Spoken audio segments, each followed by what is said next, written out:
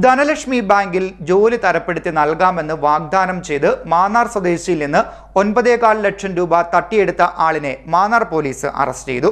എറണാകുളം ഇടപ്പള്ളി മാളിയേക്കൽ റോഡിൽ അമൃത ഗൗരി അപ്പാർട്ട്മെന്റിൽ കിഷോർ ശങ്കറാണ് അറസ്റ്റിലായത്.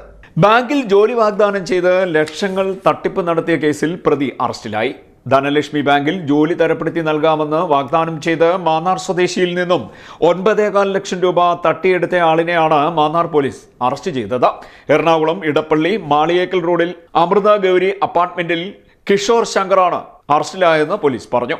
മാന്നാർ സ്വദേശിയായ യുവാവിനെ ഒരു ഹോട്ടലിൽ വെച്ച് താൻ ധനലക്ഷ്മി ബാങ്കിന്റെ NRI സെക്ഷൻ മാനേജറാണെന്ന് പറഞ്ഞ് വിശ്വസിപ്പിക്കുകയും ബാങ്കിൽ ജോലി തരപ്പെടുത്തി നൽകാമെന്ന് വാഗ്ദാനം നൽകി കഴിഞ്ഞ 3 മാസങ്ങളിലായി പല തവണകളിലായി 9.25 ലക്ഷം രൂപ തട്ടിയെടുക്കുകയുമായിരുന്നുവെന്ന് പോലീസ് പറഞ്ഞു. ലക്ഷങ്ങൾ നൽകിയിട്ടും ജോലി ലഭിക്കാത്തതിനാൽ കഴിഞ്ഞ വ്യാഴാഴ്ച യുവാവ് മാന്നാർ പോലീസിന് പരാതി നൽകി.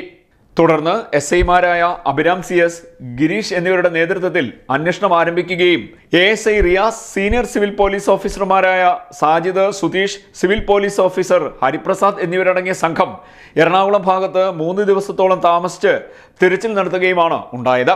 ഒടുവിൽ പള്ളിമുക്ക് ഭാഗത്തുള്ള ഒരു ലോഡ്ജിന്റെ സമീപത്തു നിന്നാണ് പ്രതിയെ പിടികൂടിയത്.